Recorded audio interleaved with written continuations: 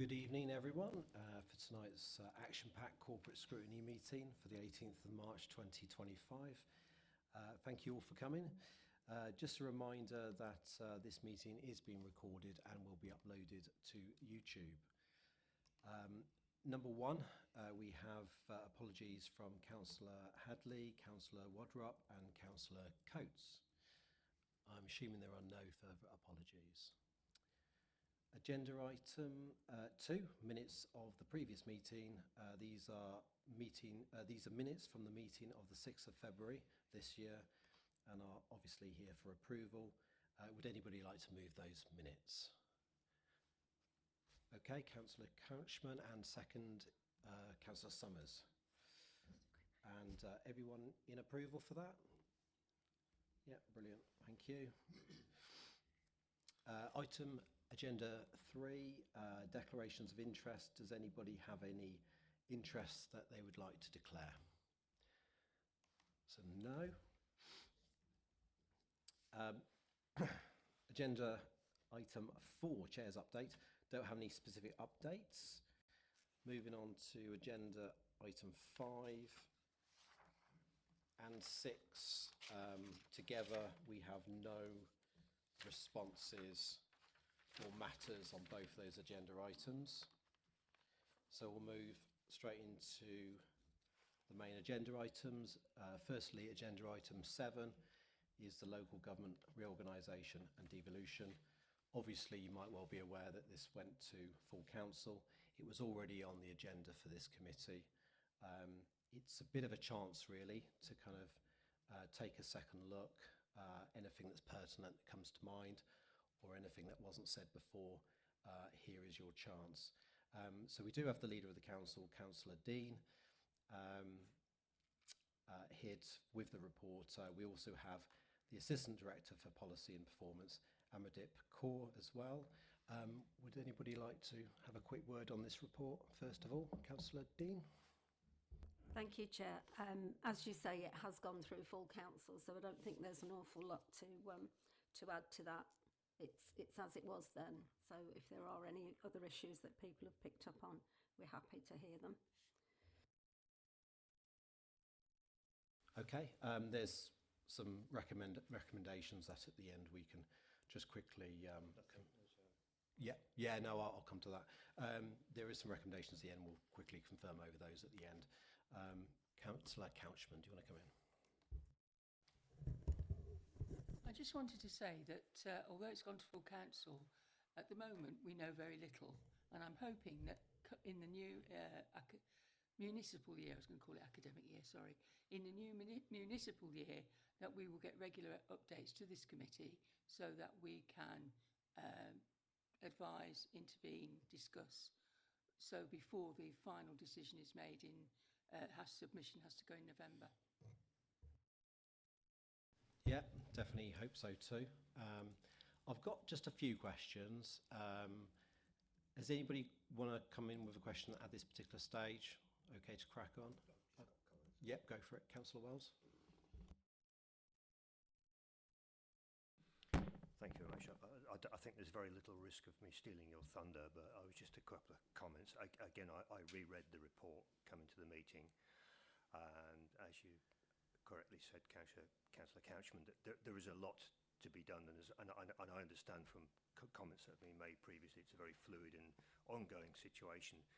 But I would just endorse what you said there. I think there are some key issues which are really important to the council as well, and I would like this committee to certainly see regular updates on particularly what we're doing with our heritage assets, how we're going to deal with those. I think we need to very carefully look at those so that we are clear and happy about what's going forward. So that'd be one issue off my book.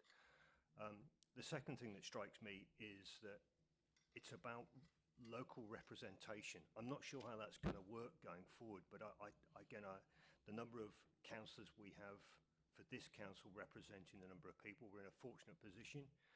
You may argue that there is a certain amount of disengagement with the democratic process.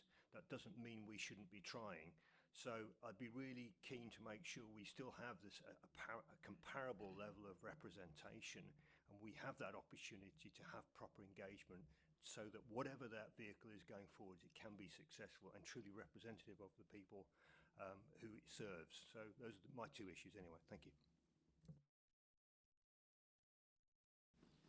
Thanks for that. I've just got a few questions, and I totally accept, given the point that we're at the moment, you might not have the answers. So I'd take it almost as a statement, and I'll make sure these questions are passed over to Demo as well. And I would ask that you could at least take a little bit of notice and maybe follow up and add that into anything that might be considered between now and November. So the first question is, what legal instruments or statutory protections are being considered to ensure that these heritage assets cannot be inadvertently repurposed or devalued in the course of the broader devolution government changes?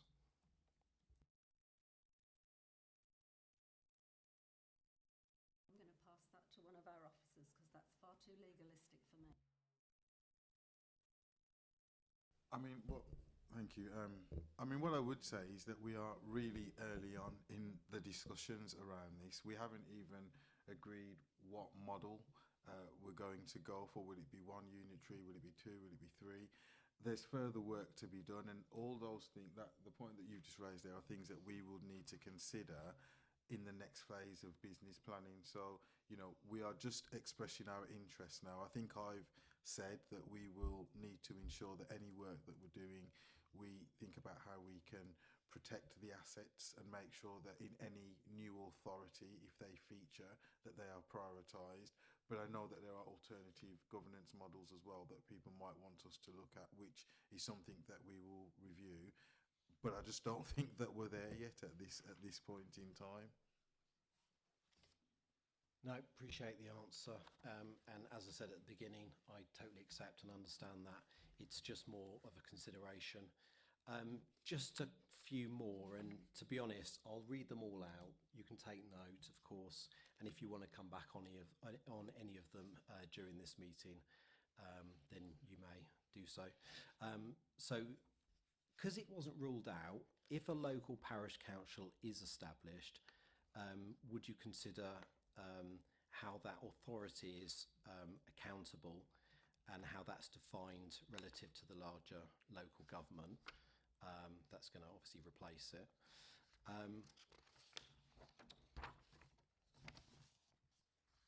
Also, how will local community input and stakeholder voices be integrated into decisions regarding the heritage assets after the transfer, if there is indeed one?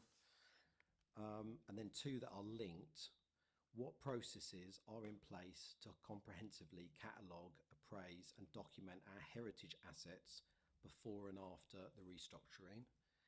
And will there be an inventory update and a public record detailing the significance and condition of each asset to ensure transparency? So again, I'm not asking for any kind of full and proper answers, but if you wanted to comment on that, please do.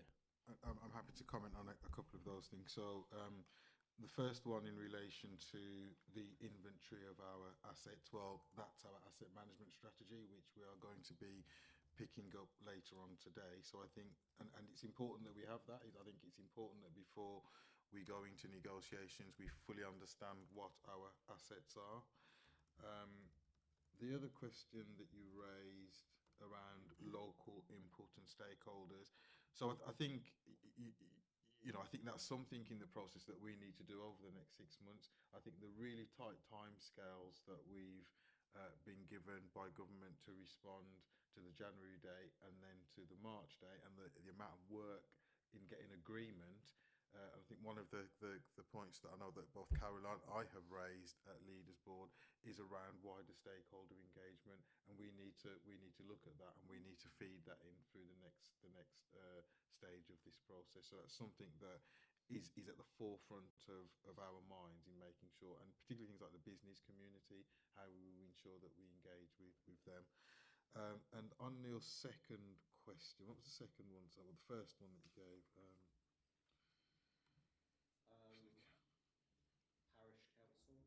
Yeah, I mean, again, and I think that's a question that's been raised a number of times, and we do need to look at, we will be looking at the options that are available for us, and, we'll be bringing options back to Cabinet and to Council and ensure that they will come here as the best governance models. But again, there's been lots of knee-jerk reaction to what is a fairly big piece of work, and you can imagine we're not the only local authority having these discussions, asking these questions. Indeed, we were at the DCN last week, and there's lots of uncertainty around this, but I think what we need to do is be clear about what our plan is and how we are going to work to ensure that we get the best for Tamworth. And I think just other thing that I'll say, in relation to how we plan to do this, we have got a cross-party group which have representations from leaders who are involved in shaping the way in which we want to deliver this moving forward. So we will take the questions and we'll come back to you, but I think those are just some initial responses to what you've asked. Thanks for that. Councillor Dean. Thank you, Councillor Smith. Just to add on to what Mr Gabriel's been saying, with regard to the parish council issue, I have actually asked for a report on this. When it came through in the various meetings, it seemed a simple thing, but it isn't, is it? I think we all know what a massive piece of work this would be for us to go into, and then it's what it would look like at the other side. In talking to lots of our other authority leaders, some of them have as many as 26, 27 parish councils. There is an awful lot of difference in the way different authorities do this. So we need to do some proper consultation on this, see what is the best vehicle to make sure that our assets stay our assets. The other thing I would say, when your question about how will local communities input on heritage, for me, yes, we're Tamworth Borough Council now, and we look after our own things, but we will still have Tamworth councillors on the other side of this, and I would expect there to be the same buy-in from those councillors, whoever they are, who are looking after Tamworth, because that's how the county works, isn't it, or how the county should work. You have representatives for that bigger body, and they look at the local issues. So I am not as scared as other people are that this big authority won't have that representation that is passionate still about Tamworth. Okay, thanks for that. Appreciate it. The only reason I might sound a little bit obsessive about this is because in reality we've only really got one shot at this. This is our last moment to, and particularly with the heritage aspect of it as well. We've only got one shot at it. So realise there's a lot to do. There's a lot of conversations to take place as well. Has anybody got any questions at this point or comments? Okay. I did have potentially a recommendation. I just wanted to open it up really to members to see what they think. Potentially a recommendation to go to Cabinet. And just be honest, tell me what you think. But I've got the Council adopt a Heritage Asset Protection Plan. It's a specific plan that establishes a dedicated oversight committee, allocates and ring fences the necessary resource, and mandates regular public consultations to safeguard a town's cultural and historical legacy amid the reorganisation. Would anybody have any issues not supporting that or supporting it, or anybody wants to comment? Councillor Couchman. I think it's unnecessary. I think all councillors want the best for Tamworth, and they also want the best for our heritage. I think it's been very clear since we've come on board that this is what we're looking at, and I know that the leader and the MP have had lots of discussions and looking way forward. It's a shame that that over the last over the last 20 years this wasn't properly looked at. But I would say that it's unnecessary, because what you'll do then is you'll say, right, we're going to do this to the exclusion of other issues that have got to be done, whereas it actually dovetails into many of the other pieces of work that people are doing within assets. So that's my opinion. Yeah, I suppose my thoughts on this is sort of having something that's more specific and tailored towards the issue of heritage. And I appreciate some of the answers that we've had, including the chief executive has talked about obviously implementing, utilising the asset strategy, the plans and the steering group as well as part of all of that. So I'm willing to accept that, the will of members here, should we say. That's kind of what I'm edging towards. Does anybody have any great desire to move forward with a recommendation on this at all, or Councillor Price? Thank you, Chair. I think it's just too early at the moment to be putting any recommendations forward. For me, until we know what the future is going to look like, it's very difficult to support a recommendation that potentially contradicts that future and that vision. I think we'd be better off and more prudent waiting until we know what the next step is. And then this committee should revisit the whole devolution, and then I think we can form some opinions. I've sat on a few meetings around this, and we've had a lot of discussions about it in various different committees, full council, etc. And the picture is ever changing and ebbing and flowing in different directions. And I think until there is a clear direction, it's very difficult to sort of start throwing recommendations around, if you like. But I do appreciate where you're coming from with the recommendation. Okay, thanks for that input. Unless anyone's got any more questions, we'll move straight to recommendations. So we've got 4 recommendations as outlined in the report. Oh, right, okay. So you just need to endorse them. Just endorse. They were the council recommendations. Okay, so cool. you're happy to Yeah, endorse Councillor them? Summers to move that. No, Sorry. I'm not moving it, Chair. Quite the opposite. These have already gone through full council, and I didn't agree with them at the time, so I'm not supporting them now. What are we actually asking to endorse? I mean, we don't have...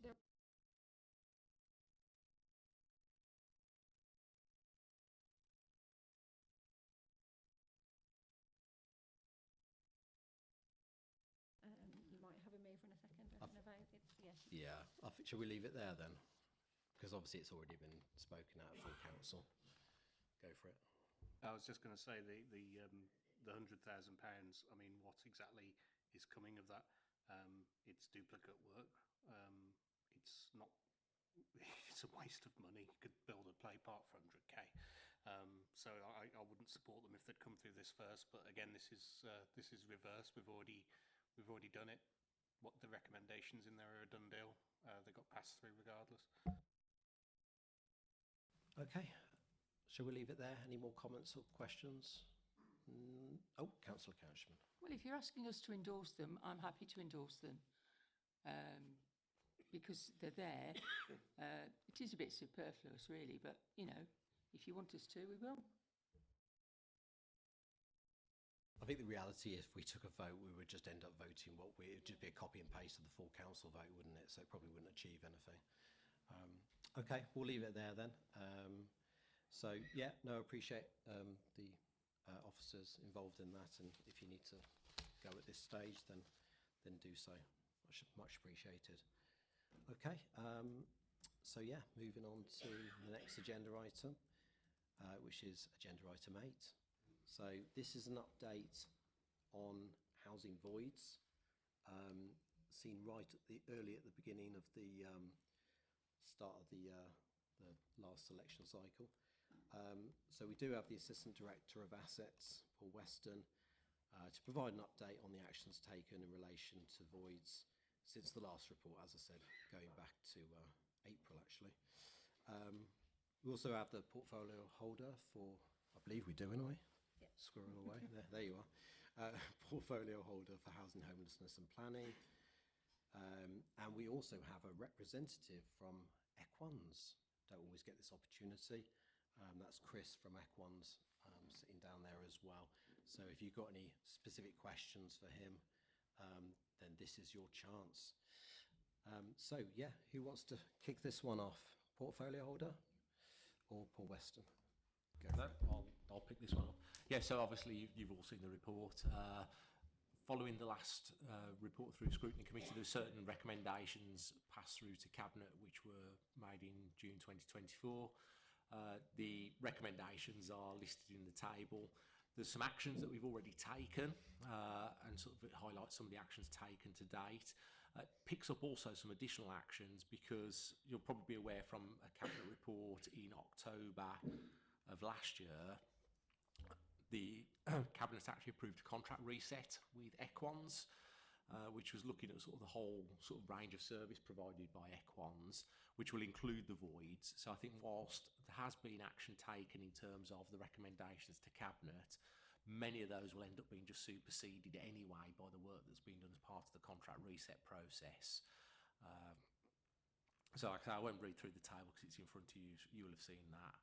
I think sort of the key piece of work that's ongoing at the moment is we are working with a firm of external consultants called ARC and Equans, and sort of there's been various workshopping sessions with Equans and our team supported by ARC, looking at sort of the whole sort of repair service.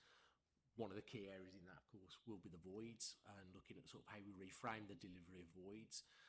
Equans, as part of their response to date, have taken on some additional resource on their side to pick up the voids. I think we recognise that performance still isn't where it needs to be, and there's some work to be done. The contract reset commences formally on the 1st of April, although, like I say, some of the work has already been done around sort of additional resources to support that piece of work. We have a voids tracker in place where the team, so that's Equans, the repairs team and the voids and allocations team, view that on a pretty much a daily basis. That's updated so that people have an understanding of progress. And then there's sort of weekly operational team meetings to work with the team. So there's much closer working with Equans than there has been previously to try and sort of make sure that we're delivering voids on time. I think it's fair to say void values are still high.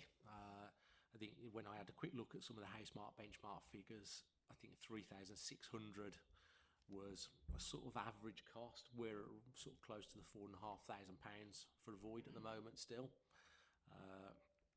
Various reasons for that. We do have some high cost voids where things like structural works are required, but we're also finding voids where tenants leave rubbish behind or DIY that needs correcting when they've moved out. The void turnaround times aren't where they should be at the moment. I think we recognise that, and certainly Equans recognise that, and work is being done with Equans to try and reduce those turnaround times. One of the issues there is there's been a high number of voids open at any given point in time, certainly higher than we would like. So there's a piece of work going on at the moment with Equans and sort of their additional subcontractor base to try and get down the number of open voids to a more manageable level, with a view that then once we've got down to that level, they will continue, because there's always new voids coming in at any given point in time. But if we can keep it on a steady ship, that should again help with those turnaround times. I think we still need to recognise that the turnaround times are based on contract value or are based on the void value. So the higher the cost the void, the longer it takes to complete. So whilst we're still seeing high cost voids, that the void turnaround times will continue to be sort of probably higher than the sector average, but that's because the void costs are higher than sector average.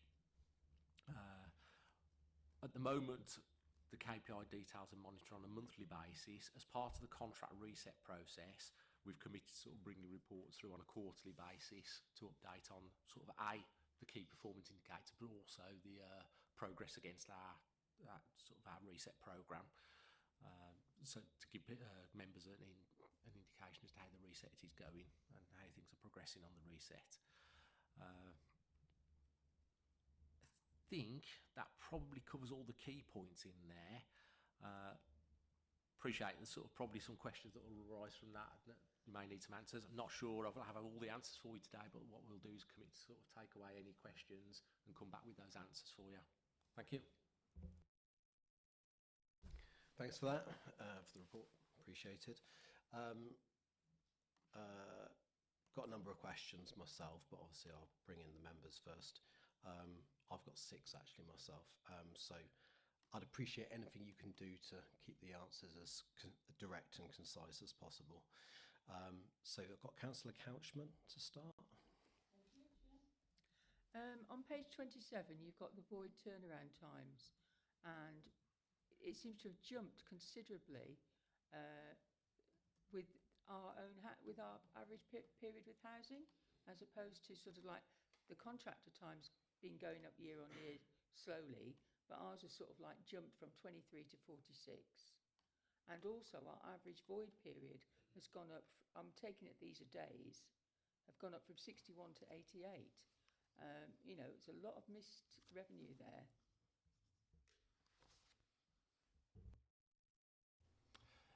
Yeah. I mean, obviously the figures are what they are, so that you know they speak for themselves. I think we've sort of said that we know the contractor side of it isn't where it should be, and the number of days we contractor on average has crept up to to a higher level than it should be. Some of that is down to the contract value. Some will be down to not having the resources on site to deliver everything that was needed to deliver.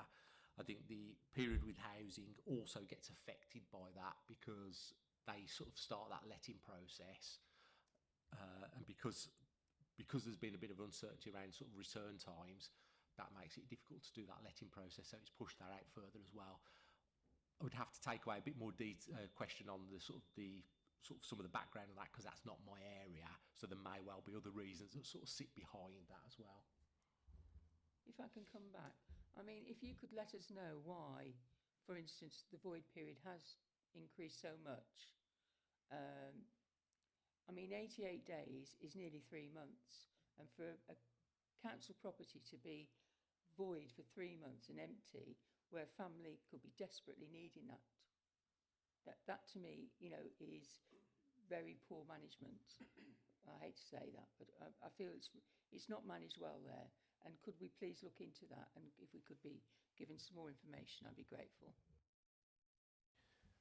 Okay, Councillor Summers. Thank you.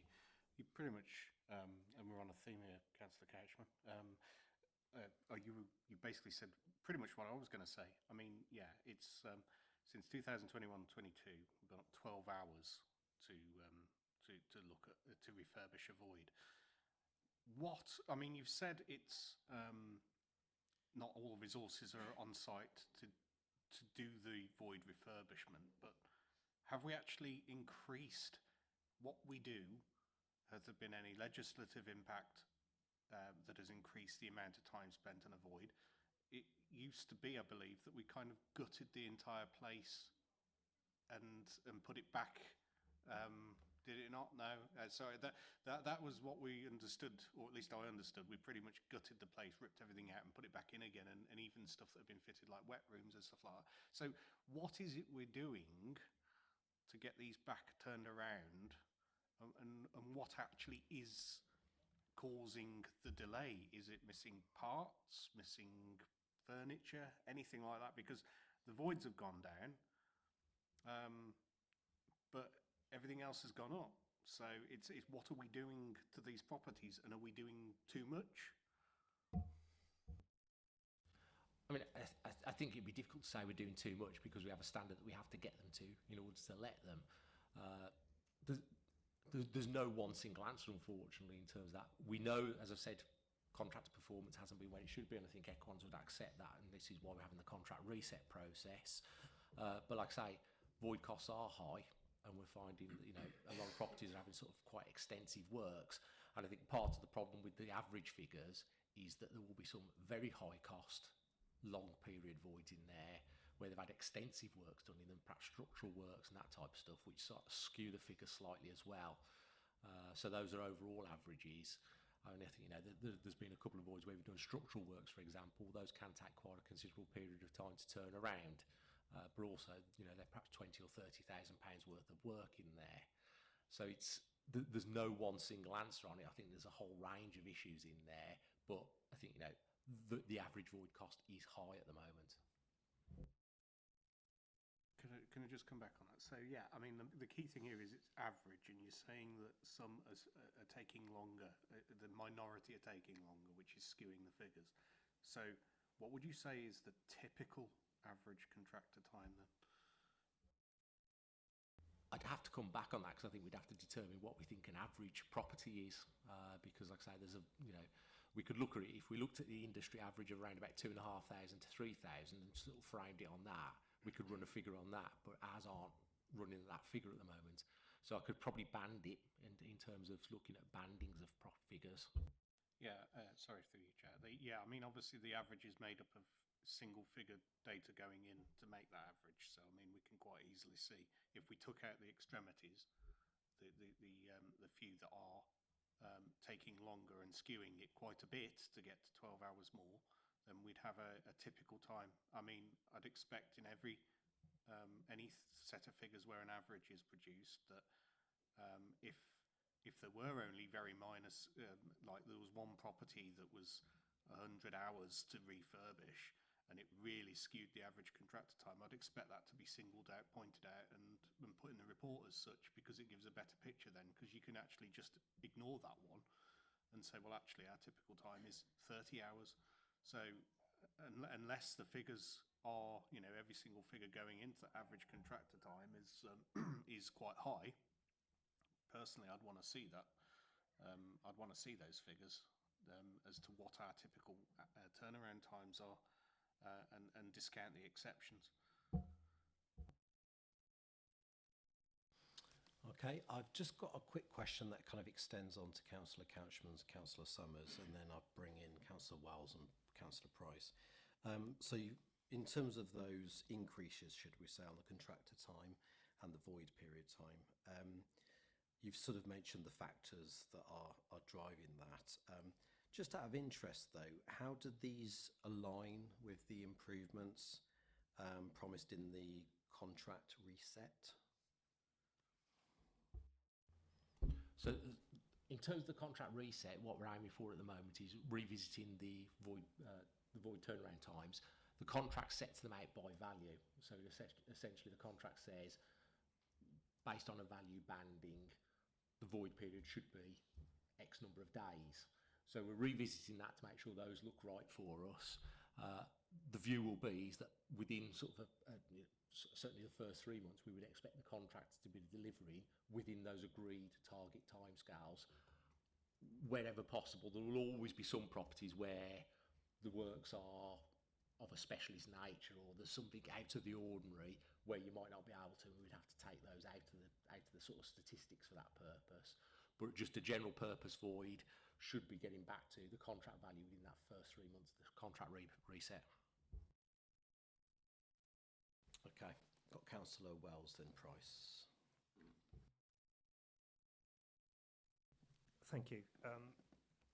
You asked almost the same question I was going to ask, but in a slightly more interesting way. But the reset around about October 24, is it working? Because, again, coming back to Councillor Couchman, the figures seem to have sort of jumped up massively. You referred, sorry, I'll carry on. You talked about, I understand that, you know, depending on the amount of work that needs to be done, you can bracket those in terms of an expected outcome, in terms of measuring a KPI, etc. But, you know, I thought the whole point of the reset was to try and improve things, and it doesn't appear, maybe I'm misunderstanding this, it doesn't appear to be happening as the first observation. The reset itself doesn't actually come into effect until April. We're in the process of reframing the contract at the moment, so we're doing all the workshopping sessions with the contractor and ARC and our own teams to reset those programs and reset all the targets and the working practices. It actually, the workshopping is taking place at the moment. That will come to an end sort of effectively the end of the month. So from April, that's when we'd expect that reset to start kicking in, and that's when we start to expect to see those change in performance ramping up to that. Now, in advance of that, like I say, Equans have brought on some extra resource. That's been more recently, so that should start to see an improvement in that. But like I say, realistically, it's that first 3 months from April through to June where we'd expect to see the real results showing some difference.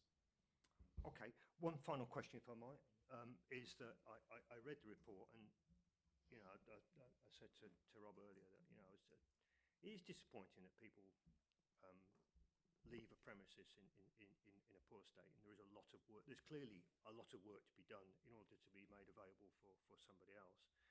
It's a behaviour thing that somehow we need to try and influence, that we aren't left with all of this work, and in actual fact the taxpayer isn't putting their hand in their pocket to sort it out. Are there any ways that we could help influence that in terms of incentives, or is there anything that we can do to reduce the amount of work that we're having to do to be able to turn it round? I mean, I think one of the things we are looking at is doing a more technical pre-inspection prior to the property becoming void. So that's part of the contract reset piece of work that Equans are looking at with us. That will identify, hopefully, more of the issues that are perhaps not so obvious for the voids and allocations team. Will that stop everything? I can't say that it will. I think letting people know what's expected of them prior to moving out to the property at least frames it with the tenant, sort of saying, actually, this is the expectation. There is a recharge process in place, so we can sort of seek to recharge. Clearly, that only, you're only ever going to recover monies from sort of tenants who remain in council properties, who remain our tenants. We're not going to get it back from everyone. There will always be cases where tenants have to move for personal reasons or circumstances that, really we can't prevent a move. I think one of the things we have looked at is whether or not you can delay moves from tenants until things are put right in the property. So there are things we can do to try and alleviate that, but I think there is an element there of sort of just really, I suppose, it's that pre-inspection process, trying to capture as much as possible and trying to encourage the tenant to put the property right. I think some authorities and some housing providers do have things like incentives for handing the property in a good condition. Not something we've considered at the moment. But that's one of those areas that I suppose perhaps in the future we could look at. Okay, thank you. I've got Councillor Price and then Councillor Couchman. Thank you, Chair. A couple of things from me. So, could you just give me some more information around the void costs? I would have liked to have seen a breakdown in the report, and I think I've said this previously, that the information tends to be lacking in this report when we get an update. So if you could give me some more information around that. I'd also like some more information around the KPIs that we're looking at in the contract reset. So what KPIs are we looking to achieve? How have they? What's the process that you've gone through to come to them KPIs?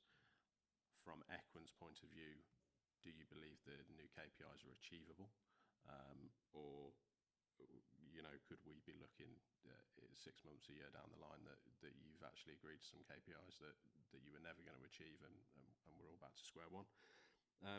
And then finally, a question for Equans. Obviously, the progressively over the years, the turnaround times have increased.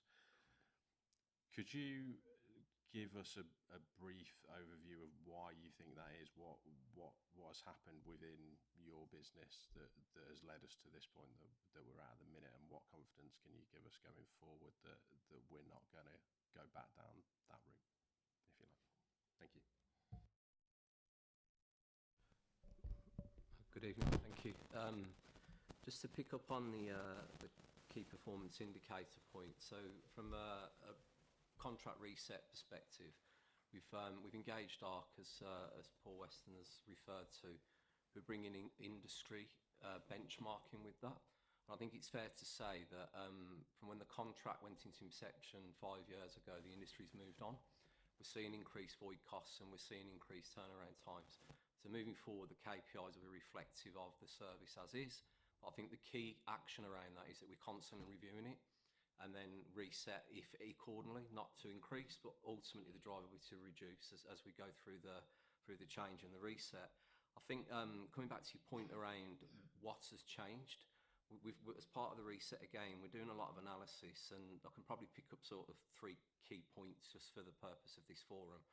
and it links back to a few reference points around the property condition at handover. And I think collectively we need to look at the upfront pre-tenancy stroke post-tenancy piece and the touch points with the customers, not because of the condition of the property, but also welfare. It's not all linked to people leaving property in bad condition. There is wider issues with that. So I think that's one of the issues. I think linked to that, we've seen work content change. What we're experiencing at the moment, which is impacting on the turnaround times, although the values have increased, certain capital elements have reduced, but what we're seeing is more work content linked to redecoration and plastering. So I visited 11 voids 2 weeks ago, and 10 out of the 11 I completely agreed with the scope of works. You wouldn't have been able to re-let that property without us undertaking that work. So the work content is taking longer. I think the third part of that, to just come back to your own, what's changed in our business, we have had some structure changes, but what we've committed to moving forward is the correct management teams on the voids and also the delivery teams. So it'll be a blended direct delivery and also supply chain, so we've got more capacity to cope with demand. Yeah, just thank you for that comprehensive bit of information. It is reassuring to hear what you've just said. I think I sort of hear where you're coming from with regards to what you're seeing when you go into properties. I mean, I've been into various different council properties over the years with various different residents and some of the things they do to the properties and the various colours that they paint the walls, etc., etc. I can completely understand where you're coming from.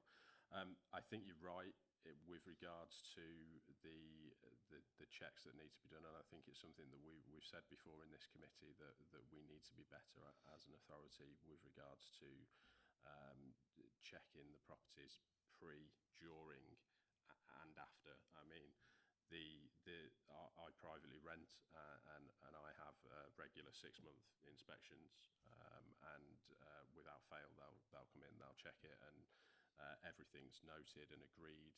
These are the issues, and if they're not rectified by the next one, they're on there. I'd be interested to look at our process with regards to that and how we can better improve so that when we do come to end of tenancy, there is a confidence there that you are going into some kind of a level that you would expect, and probably more a wear and tear level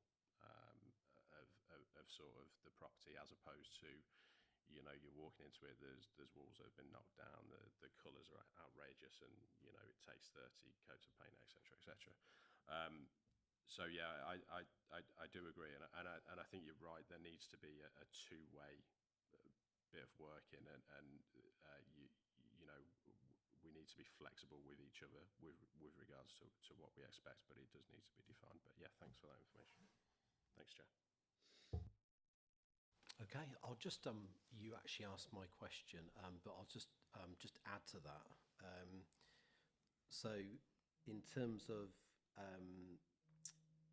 is there a method that whereby we can hold, this is for Paul Weston, is there a way or a will that we can hold Equans accountable if new KPIs are not met, and what would be planned in that event? I mean, there's within the contract there is the ability to have liquidated damages on voids, so that effectively means they get a financial penalty for not completing voids within the allotted time frame. So that would be within the contractual time frame. Ultimately, within any contract, there is a performance element that sort of allows you to look to bring a contract to an end. I mean, of course, you always hope not to have to use that one, and there is a process you have to go through for that, but that's ultimately a backstop. But yeah, that first point on voids would be around sort of liquidated damages.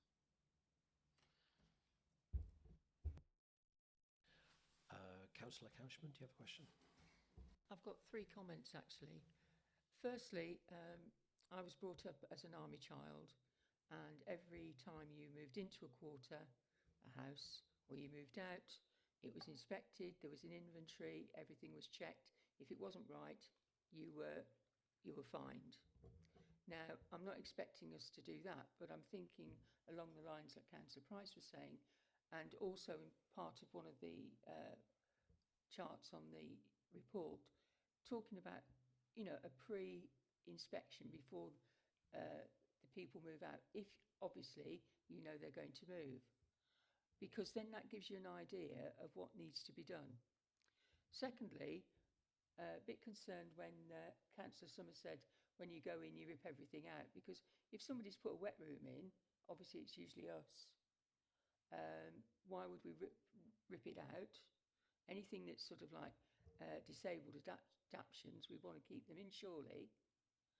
And the third one is when people die, we give them a very short period of time, their families, to empty the property. And maybe is there any correlation between that and the excess rubbish that you find in properties? I mean, in terms of ripping everything out, we don't. There will be somewhere a property has been adapted that probably shouldn't have been historically, but we also do get a lot of people complain that when they've moved into a property, it's got a level access shower and they want a bath, and we won't change it for them. Now, that's not to say sometimes they might change it themselves, but it's not something we do routinely. We're also, as part of our adaptations process, looking more closely at that in terms of how we allocate adapted properties. So it's not routine to rip everything out in a property. There will always be some stuff that you have to take out. Stair lifts, for example, if they're old, you potentially don't leave them in because they're beyond service dates, but it's not a routine issue. In terms of when people die, I couldn't really tell you how big of an issue that is in terms of what's left behind in properties and sort of the amounts left behind. I think we'd have to sort of look at that in a bit more detail.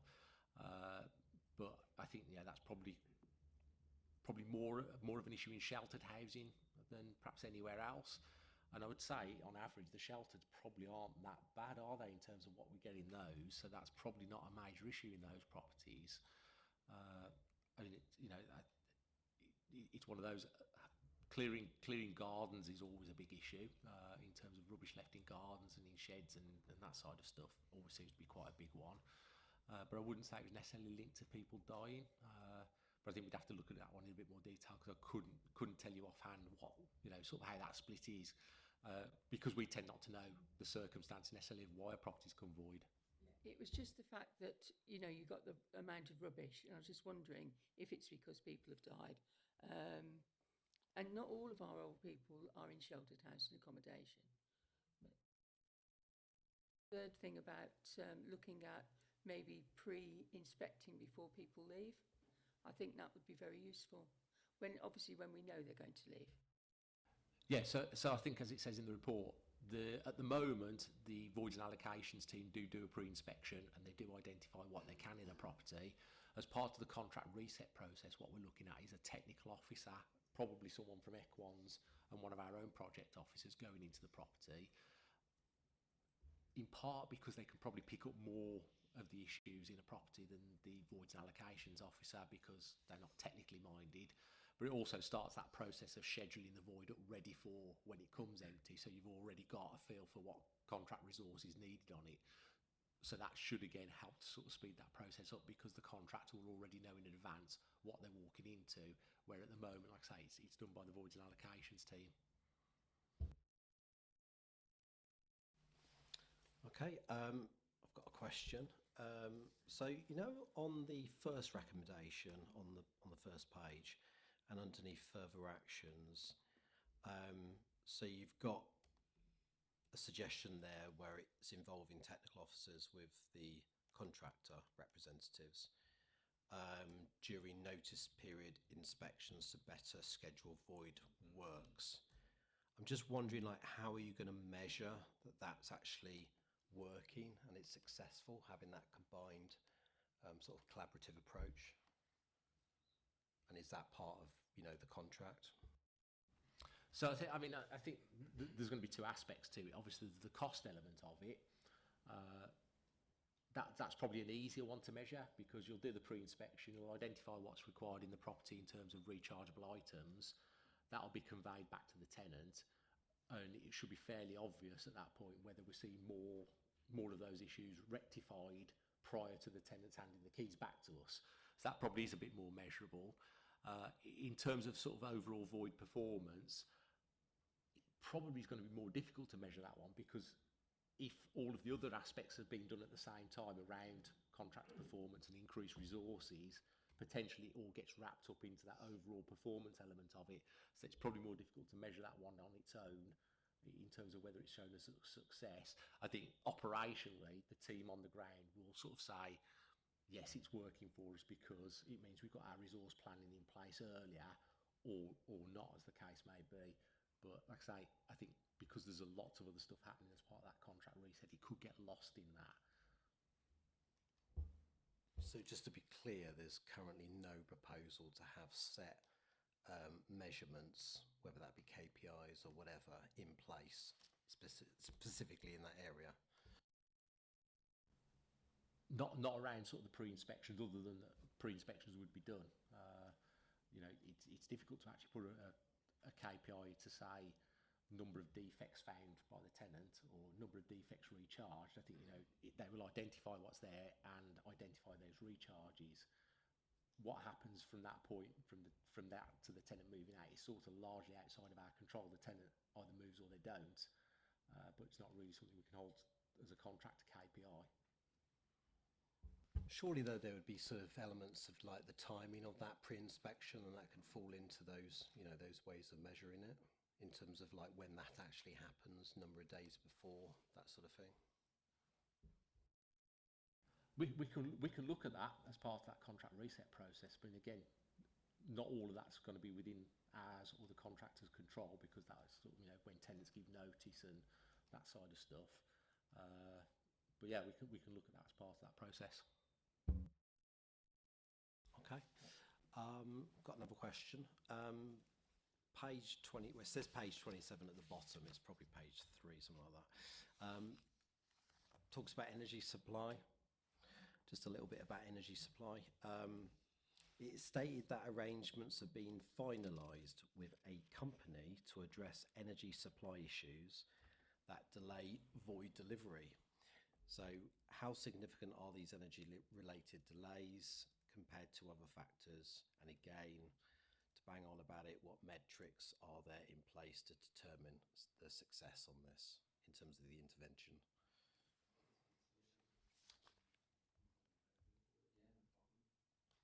So as part of the contract reset, we've put forward a proposal to Tamworth Borough Council. Ultimately, as the landlord, has to take the lead from a GDPR perspective, but there's a company called Energy Angels. So at points of tenancy notification and then keys being returned, they can take control of the energy services and provide energy at day one. What we've experienced previously when we go into voids is a lot of debt on meters, so we can't finalise final electrical certification and gas certification. We have to go off and source keys. Sometimes it gets difficult because previous customers' details are logged against that address, linking back to GDPR. So Energy Angels have been put forward, and as hoped from the 1st of April, I think the Tamworth procurement, I'm not up to speed on where Tamworth are with that final procurement piece, but at point of void, Energy Angels then will be able to accommodate energy to each property to ensure that the voids are turned around a lot quicker. Just out of interest, how much of an impact is that specific area in terms of what we're talking about, in terms of voids and the delivery, the turnaround and stuff? How much of that is actually impacting the overall, what we've seen, the turnaround times? I can come back with statistics on that, but I'd position probably 75% of voids during the process of a void normally run out of energy during that period to obviously validate the electrical cert at the end. We see seasonal impact of that as well. So during the winter periods, obviously there's a lot more energy usage on the void. We have to comply with CDM, so we have to provide heating and so on. So the working environment for our engineers meets legislation. So it is seasonal impacts, but holistically across the year, not having this new process in place has impacted voids. I'd have to quantify and come back to what the impact of it is, but I would estimate 75% of voids there is an energy issue on. Interesting. Okay. Yeah. Apologies, just to clarify, that's where they have prepaid meters. If it's certain companies where they have an agreement on normal energy services, we're normally okay on that. It's only the prepaid meter scenario that causes that problem, to link that back. And my next question is, so how many are on prepaid meters then? That's one for your asset management team. I'll have to pass that one on, unfortunately.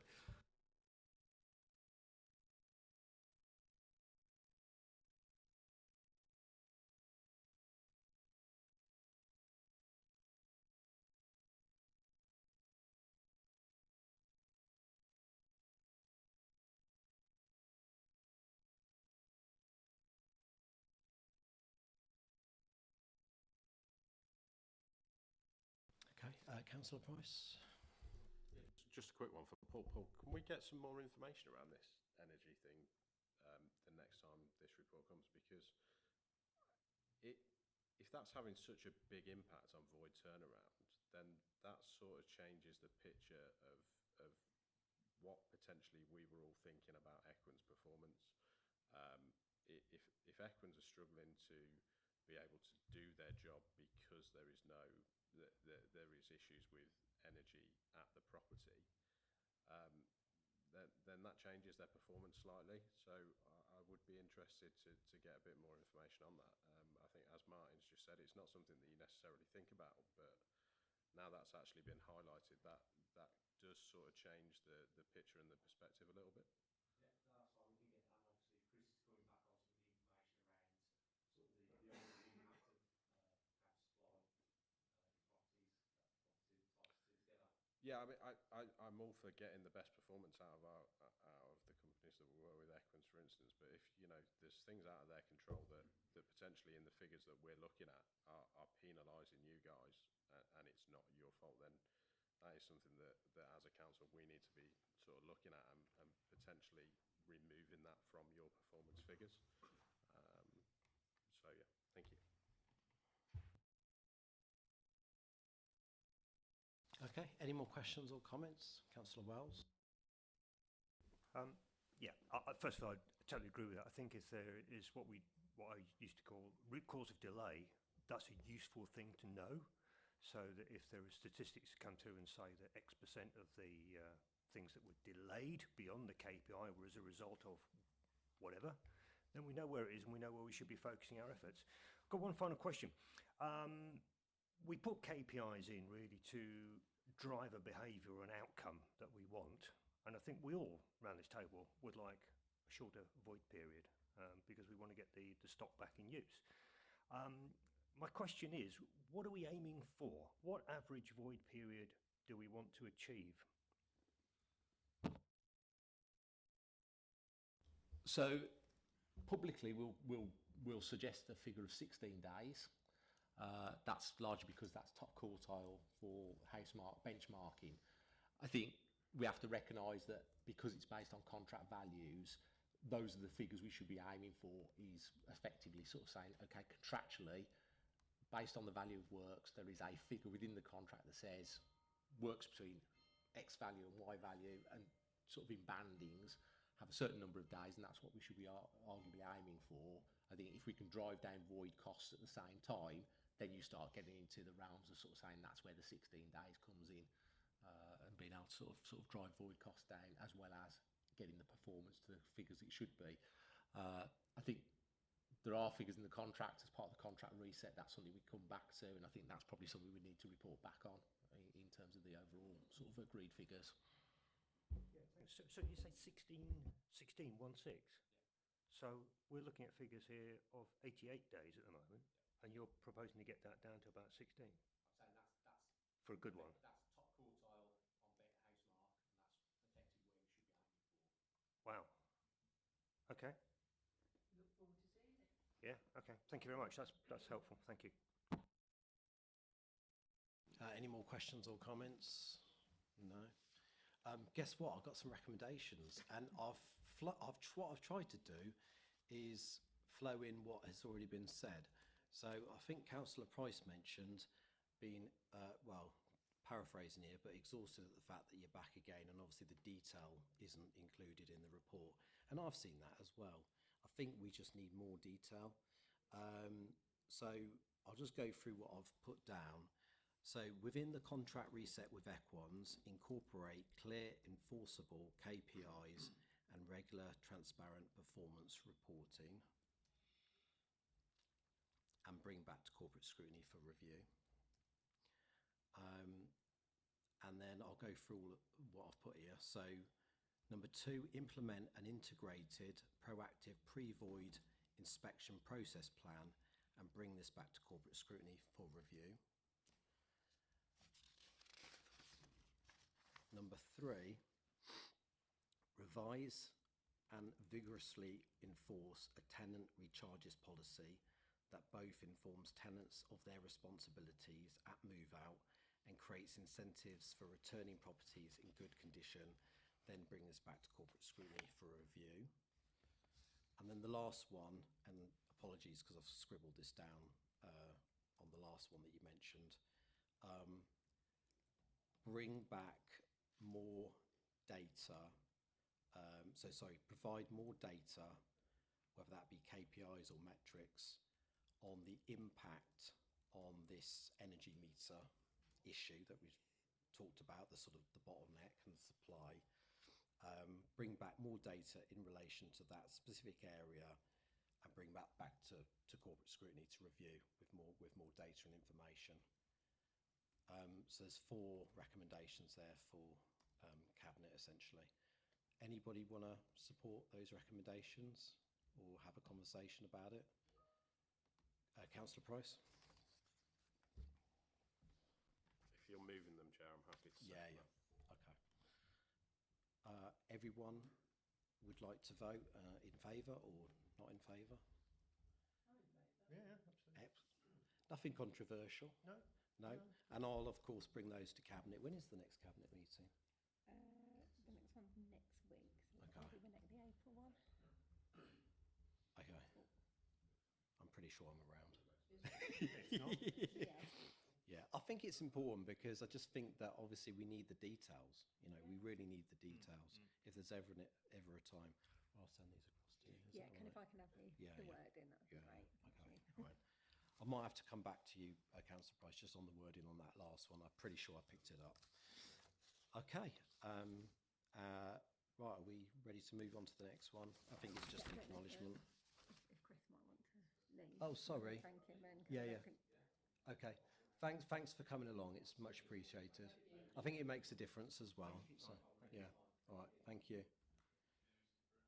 No, you can head off. I don't know whether he wants to stay for the asset one. And anyone else that's not here for the next exciting topic of asset strategy and management. Okay. Right. So it is, yes, it is agenda item 9. Update on asset management strategy and plans. So again, this is a report of the Assistant Director for Assets, Paul Weston, to provide an update on the implementation of the asset management strategy and the production of the associated asset management plans. We've also, we haven't anymore. And appreciation and thanks to Councillor Couchman as well, because this was something that was obviously previously raised at ISAG as well, and she kindly allowed it to come to corporate scrutiny. Did you want to start with any opening on this report, Mr. Weston? I think it covers it. I mean, obviously, October 24, it was Cabinet approved the asset management strategy. Included in that was just an outline brief on asset management plans. In the process at the moment of producing the high-level plans, a sample is included within there, and to have those produced by end of March. We are also looking at some external support to sort of, I suppose, fill those out, put a bit more detail to them, and also look at some, I suppose, future demands analysis going forward to assist on a piece of work around that. So really that's sort of where we are. They haven't been reviewed yet by the Asset Strategy Steering Group, so that's the next phase once the draft plans are drawn up, and then that'll be a case of taking those to members for the further discussion. Thank you. Councillor Couchman. Looking at the strategy, I think due to probably commercial sensitivity, you won't want to tell me totals. What percentage are, or if you can't tell us, if you can feed it back to us, please, what percentage are red, what percentage are amber, what percentage are green? How much are the red costing us? How much would they cost to put right? Or we dispose of them?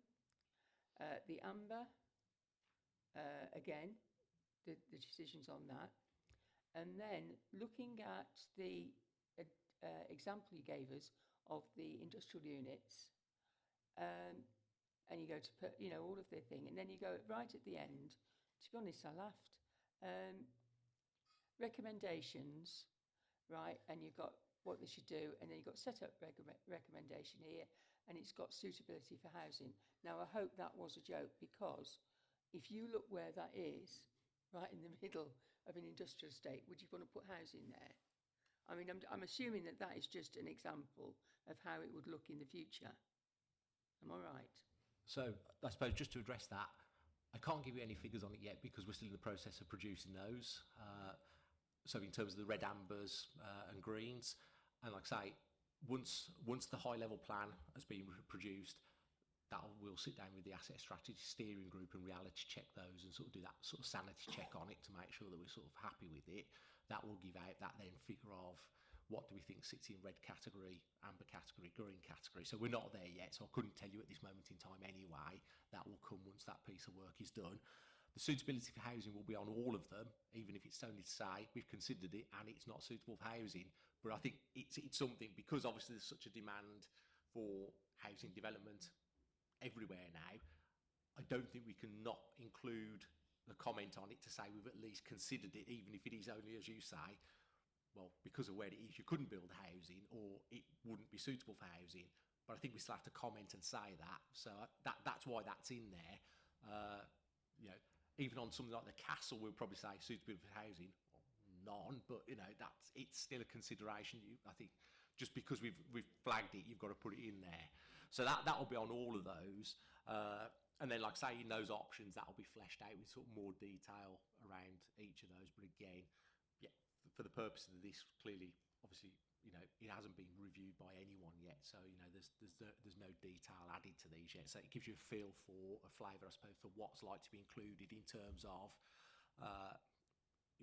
condition data, investment requirements, yields, because all of that's already publicly available anyway. If people wanted to look for it, that's not, there's nothing there that people wouldn't be able to see. But obviously the option side of it, I suppose, is more for us to discuss and then to discuss with members. Right. Following on from that, 2 points. One, how long before we'll know which are red, amber and green? And two, I think it would be useful if we revisited the disposal policy and check it, if that's all right, Chair, going forward in next year, because I think that would be very useful for us to see how our properties are being disposed of before they are.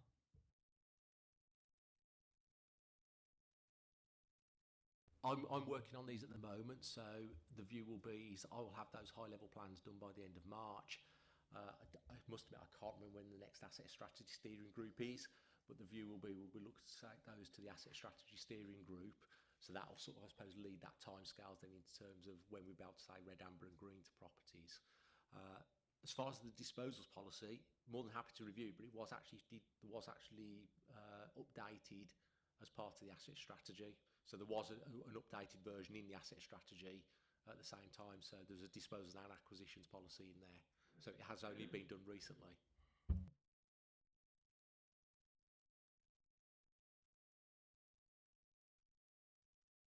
Anybody for any more questions? No. Okay. got a question. It's page 40. Oh, sorry, Councillor Price. Thanks, Chair. It's not a question, it's more of a comment and one for you, Chair.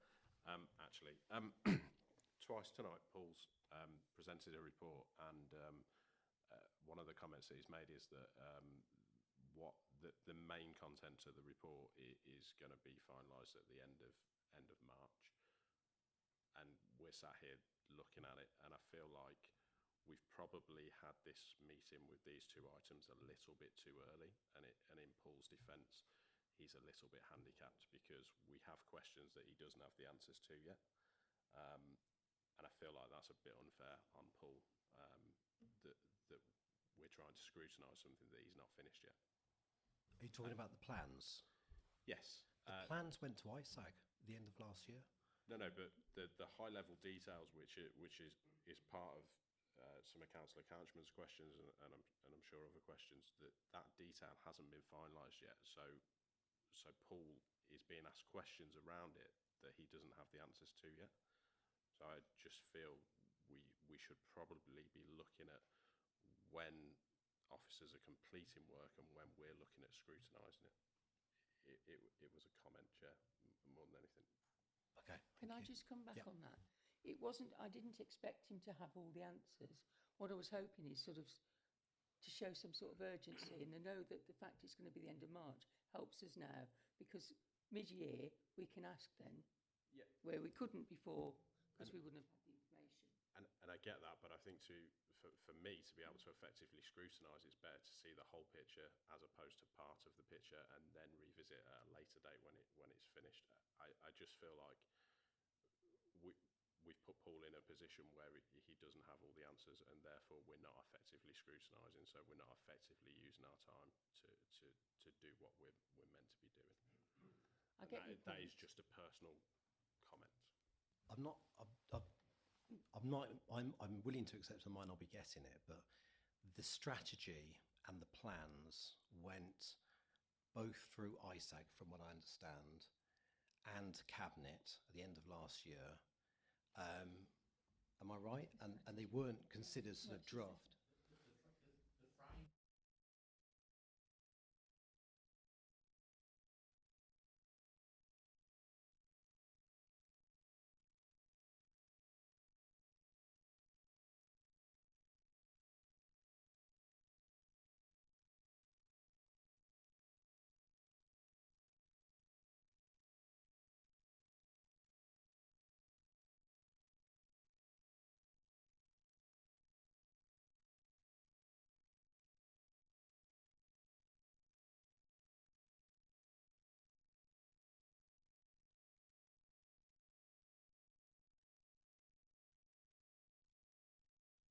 Okay.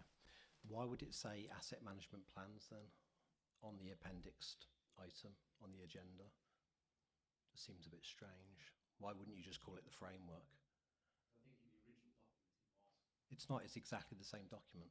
On ModGov, it's exactly the same document that was on Cabinet at the end of last year. I think it was November. It's exactly the same. There's no change. So I'm sort of failing to understand really. That's fine, what you've said, which is that it's going to evolve and there's going to be further plans. But it's just strange that it's entitled Asset Management Plans, and it's the same document that was at Cabinet at the end of last year. You would assume anybody just looking at that is the plans. I mean, it literally schedule of contents, number 1, first page, asset management plans, and then you've got all the headings after that as well. So I'm willing to accept there might be more, but it hasn't sort of necessarily been presented like that, would be my counter on that. And I'm not, I'm not sort of going to suggest that you will know the answer to every question. I know that a lot of this is obviously evolving, as I've mentioned before, so I fully accept that. But I think it's worth, at this particular point, to be asking these questions. Certainly if we want it to come back at a certain different date. So I have got some more questions. Anybody else want to come in? Councillor Wells. Thanks very much for this. So I'm new to this, Paul, so forgive me, I haven't quite looked at this before. So So you've got at the back the Amington Industrial Estate as an example of a. I'm interpreting it as an example of a data set that would be for each asset. Is that right? Yeah, so essentially what we've got at the moment is that would be sort of set out the plan Yep. for that particular asset group. Mhm. So what I've looked at initially is probably grouping them, because some assets sort of lend themselves to be grouped.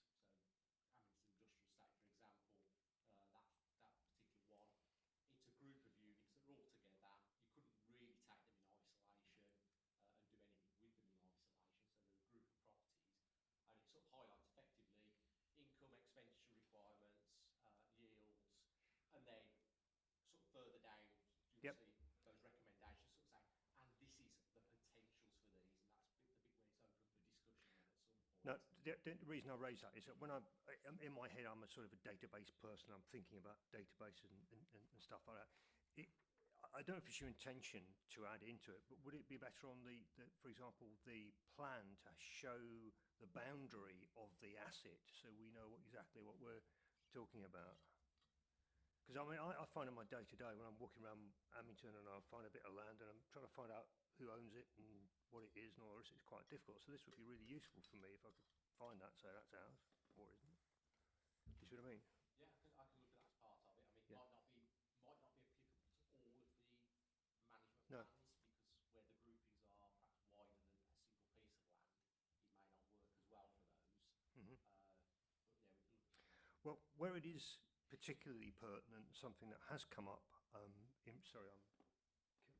where I'm apologies, or where it has come up with people be aware is that in some of the estates there is sort of nice bits of open green land, and they're on some of the developments. I use the word development rather than estate. Sounds prosher, doesn't it? Some of the developments there is a difference between who is maintaining various parts of those assets, and it hasn't been very clear who and why and all the rest of it. That data, I think, is absolutely invaluable to us to understand that. So I just say that's one asset class. You've got a unit there, but it also says at the front of the report it's dealing with open spaces as well. So your data set will be slightly different to that. And I'm also suggesting your data set for heritage buildings would be slightly different as well, because it would have to cover a different, more pertinent aspects of that asset. Yeah, okay, thank you. I suppose, just to come back on one of the points you raised there, Councillor Wells, in terms of sort of land ownerships, there is a mapping system on the InfoZone system that you can look at that will help you with that. So there is some information on there for that purpose. I've tried it with mixed results. I understand, every time I ask, I understand it's still under development, but maybe I need some education on it. There's quite a bit of stuff in there. If you want any assistance at some point, give us a shout. I will do. I'll take you up on that offer. Thank you. Okay, question about the timeliness, I suppose, of the condition data. So it touches on Can I page... just interrupt? Yeah. Well, I'm looking at the November agenda, and the report is not the same that we're looking at tonight. It's far more detailed, a lot more information about the whole thing. So it's not the same report that you're seeing tonight. Are you talking about the plans or the report? The report. Oh, right, I was talking about the plans. Right, Plans okay, is sorry. exactly the same. But to be fair, the report is only 2 pages. Is it Yeah. 2 pages, something like that? No, I was talking about the plans. Okay. I've got a question about condition data. So condition data is set to be refreshed every 5 years. Given past challenges with outdated condition data triggering unnecessary works on leaseholders, can the council consider more frequent updates or interim assessments to capture changes in asset condition more accurately?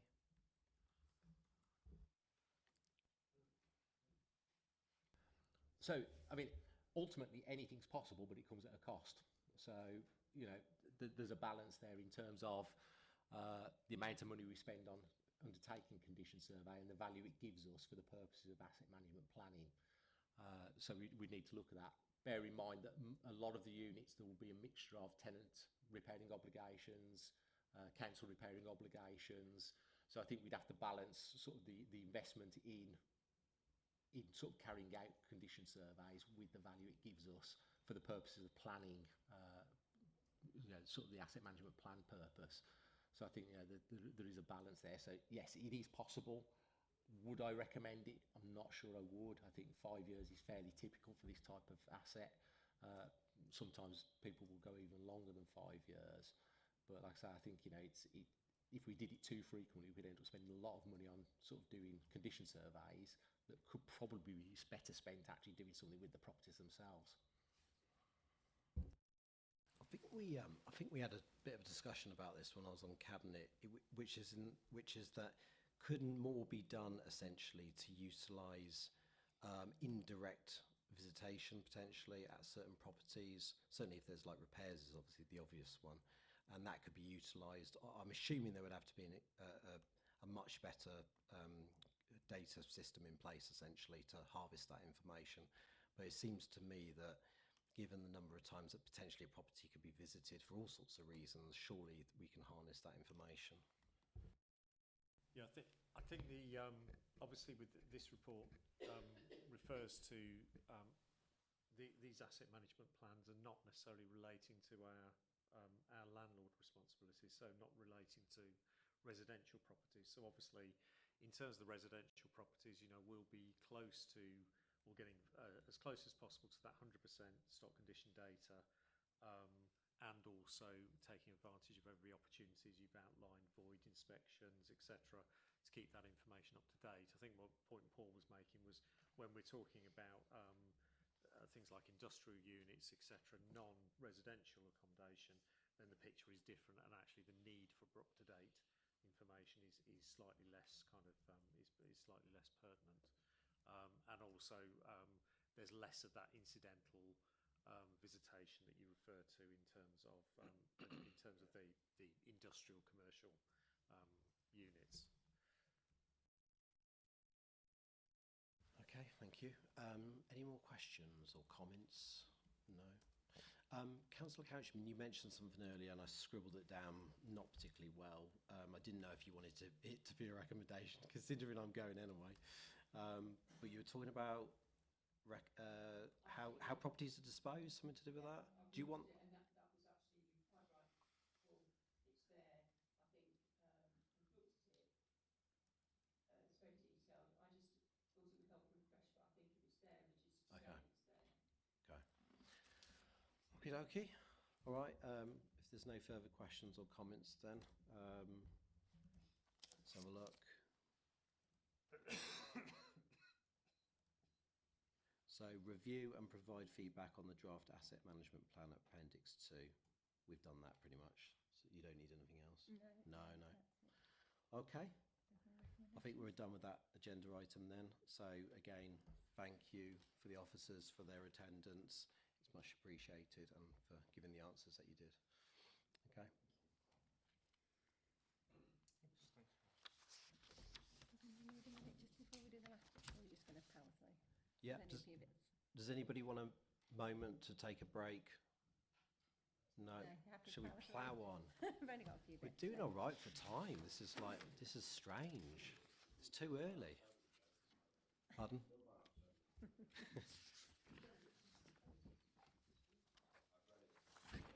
Don't worry, I'm not going to reread it.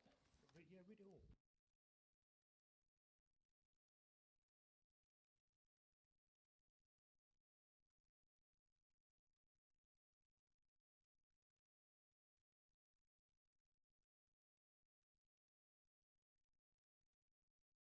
Right, we'll move on then. So yes, agenda item 10 is a draft annual report of the Corporate Scrutiny Committee. Guess what? I'm introducing it. It's me. So I'll just, obviously, you might well have seen obviously the report, so I'm not going to go sort of through it, but I'll just take some extracts, should we say. So we convened 7 times, apparently. And I think it feels more, actually. I thought it was more. I had to check it. So it has been actually a genuine honour, honestly, to actually take up the role of Chair of Corporate Scrutiny. And I did have the intention to obviously add a little bit more, I suppose. If you want to call it invigorate, is what I've put on the report, in terms of the functions. And hopefully it's had an impact. Our efforts have had an impact. So start of the year, just to point out a few things that we've kind of done, based on the groundwork laid, I suppose, by Councillor Cook, my predecessor. So we continue to talk about damp and mould. I think it was really, really important. I know Health and Wellbeing have also raised that, and the Housing and Homelessness Advisory Board, I think it's what it's called now. And that was important because obviously we understood the urgency of the issue. And it did lead to the council implementing a specific damp and mould policy. So that was great, and hopefully that goes towards, the living standards really, and safeguarding public health, very, very important. Going back, we obviously talked about voids. We've obviously talked about voids tonight. It's an issue where I think we can clearly say it's sort of getting worse. So it's important that we continue to address that, and hopefully some of the recommendations tonight have made an impact with that, and we'll have to see what comes back.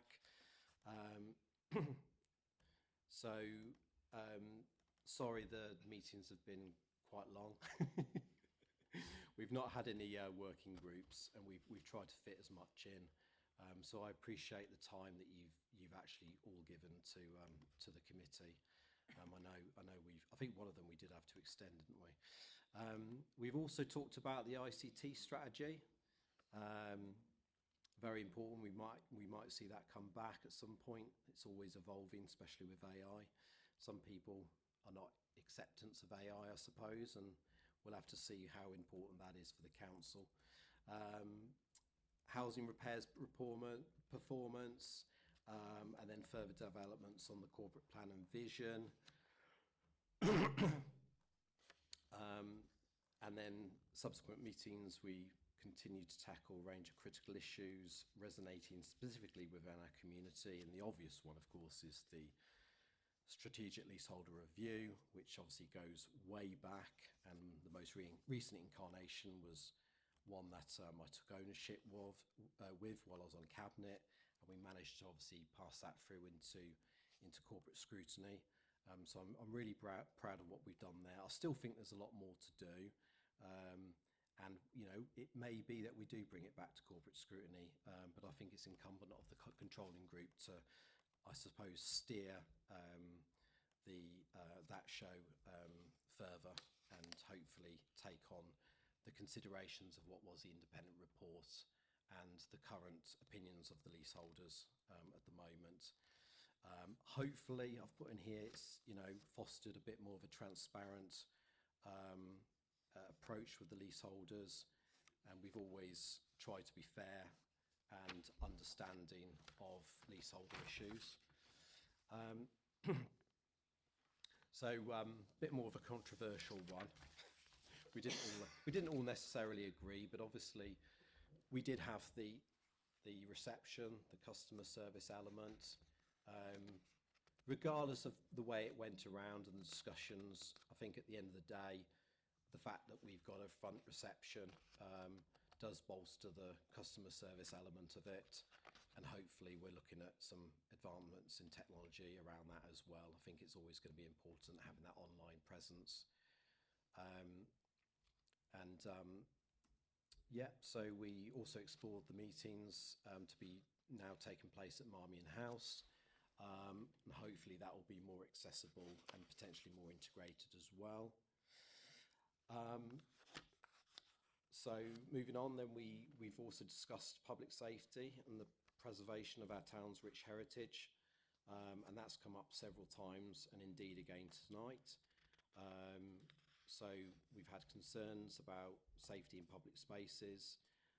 We've talked about measures to enhance security, and we've explored innovative ways to honour and promote our historical footprint in Tamworth. There was a proposal of a heritage trail that emerged, and that's a promising initiative to boost tourism and celebrate the unique cultural identity of our community in Tamworth. We've overlooked, as you know, every quarter there's a financial performance report. The most recent one was very much about the outturn variances. We also talked about complaint times as well, response times, and we recognise that these areas requiring immediate action and swift corrective measures to maintain accountability and enhance the service. We also had the LGA Corporate Peer Challenge report, and that obviously highlighted areas of improvement. I think we had that twice in effect during the year, and I think those conversations were very robust, and the community engagement part of that was obviously a critical theme, addressing concerns about the council's responsiveness to community events, and we stressed the importance of honest conversations and building genuine connections with residents. And it was great. I couldn't attend last night, and I gave my apologies, but there was a Honest Conversations event last night, which I know councillors attended, and I hear that was extremely well done and thoughtful. So we also have the forwards plan, and obviously that sort of guided us, I suppose. We've also added certain other areas as well. Tried to be as sort of communicative with members along the way. I haven't always had the time that I've probably wanted to kind of create a bit more dialogue, and there's always conversations about whether we have sort of in between sort of teams meetings to attack kind of things that we want to see in the year. I think actually that's probably a good idea and something that could be utilised in the year ahead. So yeah, I just want to say immensely proud of the strides we've made. I think we have actually done some tangible improvements that have impacted residents' lives. Hopefully we've been as transparent as possible and accountable, and anyone looking in, we do get some views. Corporate Scrutiny is not too bad in the ratings table. It's probably only second to full council actually. But yeah, for those watching, hopefully they've noted that we've tried to be honest, and we've tried to have their interests in mind whenever we're trying to champion anything really, whatever topic we're on at the time. Just want to extend my gratitude to, again, all committee members. I think your expertise and passion has driven our achievements, and also want to thank officers. They're not here now, but just want to thank officers for those watching and in the minutes as well, and the report. Thank officers and stakeholders who have shared their time and insights, and I think their knowledge has been integral to having a better understanding. I mean, just the very fact that we had somebody as a representation from Equans tonight isn't something that happens often, so it is appreciated when that happens. Yeah, and I look forward to whoever may well be in the chair. I look forward to the coming year, and I'm sure there'll be new challenges and opportunities. I just think that as long as we come together, we don't necessarily always be politically tribal, I suppose, in many of these issues. I think that's the best approach. And we've just got to have it out. The conversations, they might not always be smooth and flowing, but it's important that we do have the conversations and the questions are actually asked, and I think that's what we've done. So I appreciate all the efforts. Thank you. Does anybody have any questions or comments? You can tell me I'm rubbish. Councillor Wells. I'll endorse everything you've said, and it feels like an end of term sort of moment. It's all right. So it feels like a bit of an end of term moment, but I think it has been good. We have worked well, and I think it's given us a good basis for moving forward, certainly. My only comment is that, and I'm not sure if this is right or whether it can happen, but it would be great to see members of the public joining us. in person. Can that happen? I mean, I know there are certain things that we need to exclude them for, but I don't know how we do that, but I'd like to see a bit more involvement if that's possible. Can you ask us questions? I don't know. Yeah, but as I understand it, there's no restrictions on that. There isn't anything in the In terms of Constitution our that allows- attendance. Oh, yeah, in terms of their Yeah, yeah. attendance, no, they're welcome.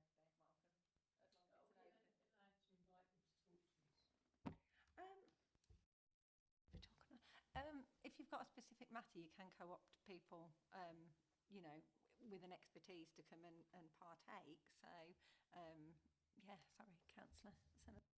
Yeah, way back when I was a scrutiny chairman, we were looking at the assembly rooms pricing, because it was something I encouraged the public to set our agenda, and I actually invited the people who brought that up to come and give evidence to the committee, and as a result they did get a change in the assembly rooms. So I thought it was a worthwhile piece of scrutiny, but if you want to encourage the public to take part more, then tell them that they have an open avenue to our agenda if it's relevant, because I think that was, you know, that was useful. I mean, I on scrutiny as well, not trying to float my own boat, but the art of the possible.